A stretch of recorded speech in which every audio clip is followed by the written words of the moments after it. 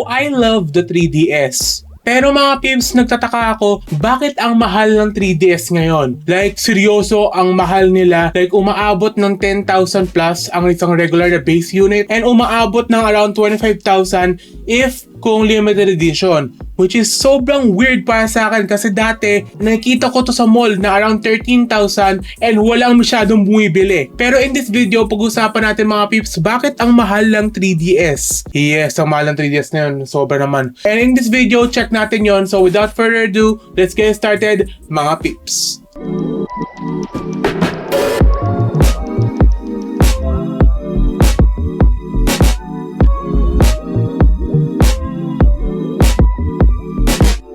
So mga peeps, balikan muna natin ang era ng Nintendo 3DS. So lumabas na to mga peeps around 2011 and meron siyang maraming models na lumabas. Like seryoso, ang daming lumabas na models. And yes, isa doon ay yung favorite ko ay yung New 3DS XL, which is ang weird kasi bakit tinawag na New 3DS kahit hindi na siya new na yun.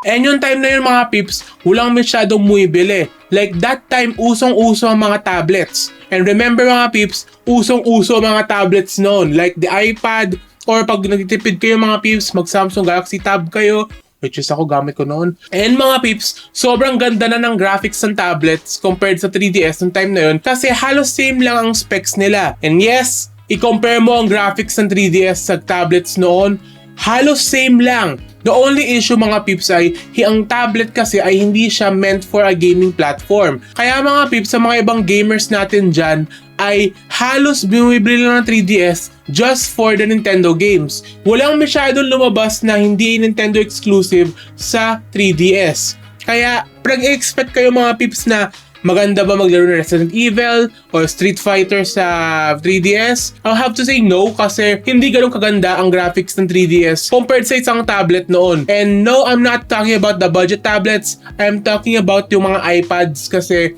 halos same lang ang graphics ng iPad at saka ng 3DS. For example mga peeps, hindi kaya ng 3DS maglaro ng GTA San Andreas. And na iPad, it can. Which is sobrang weird mga peeps kasi ang graphics ng 3DS ay hindi ganun kaganda compared sa isang tablet, which is a sad thing para sa akin. And mga peeps, baka nagtataka kayo, ano ang 3D sa 3DS? Is it because 3D graphics siya? Well, technically yes, kaya na mag 3D graphics ng 3DS, but the only issue lang sa 3DS na ayaw ko, which is yung selling point dapat niya, it is a 3D console. Which is, yung mata mo, nakikita niya ay 3-dimensional object. Which is yung mga same sa mga TVs noon. Like yung, remember yung movie na Avatar mga peeps? Yun ay masyadong na-hype kasi dahil sa 3D graphics ng movie na yun. And also mga peeps, sabihin ko na sa inyo, I've never used the 3D ng 3DS. And yes, sobrang pangit kasi ng pagka 3D ng 3DS. Hindi siya masyadong pleasing sa mata and ang sakit niya paminsan-minsan. And after a few years mga peeps, nag-answer ang Nintendo with the 2DS. And if you don't know mga peeps, ang 2DS, it is a console na ang pangit ng graphics din kasi halos same lang naman siya sa 3DS. The only thing na gustong-gusto ng mga tao is mas mura siya and wala yung 3D features niya. And ang tanong ko sa sarili ko mga peeps, why did Nintendo release the 3DS kahit walang gagamit ng 2D features? Isn't that stupid mga peeps? Pero in 2026 mga peeps, bakit ang mahal ng 3DS? Bakit umaabot ng around 20,000? And bakit mga peeps nagkaroon ng hype sa console na yon? So mga peeps, ang unang reason ko doon, it is because ang daming limited editions lumabas sa 3DS console lineup. For example, there is the Minecraft edition, there is the Pikachu edition, and even mga peeps, ang daming Mario edition na lumabas para sa 2DS and 3DS. Which is weird para sa akin kasi halos 70 million lang na ang nabenta na Nintendo 3DS units. Which is, pag kinompare mo sa PS4 or sa Wii, ang babang yun mga peeps. And isa din reason mga peeps kung bakit mahal ang 3DS ngayon, it is because of the nostalgia na nagkaroon ng mga tao para sa 3DS. And also, nagkaroon ng pandemic. And also mga peeps, sobrang ganda maglaro ng DS games on the 3DS.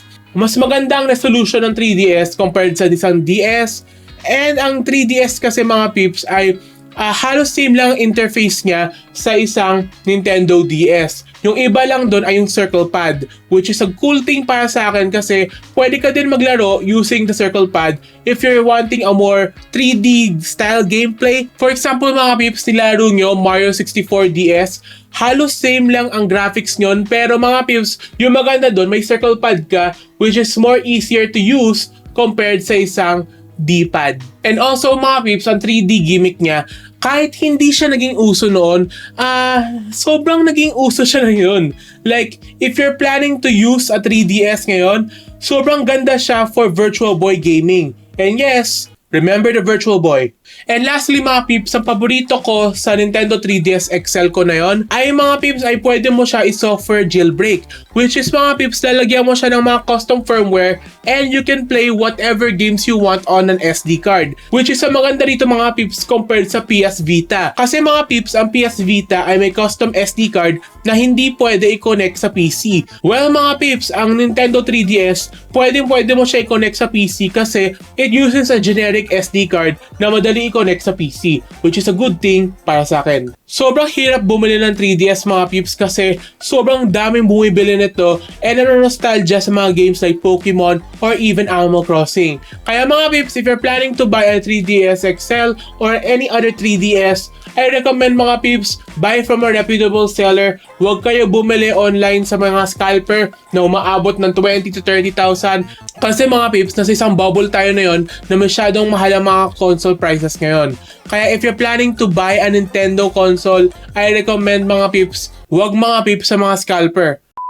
So hope you guys enjoy, leave a thumbs up and subscribe, and huwag kalimutan mga peeps mag-like and subscribe kasi eto mga peeps ay nakakatulong sa channel ko. And mga peeps, thank you very much. Peace out mga peeps and bye!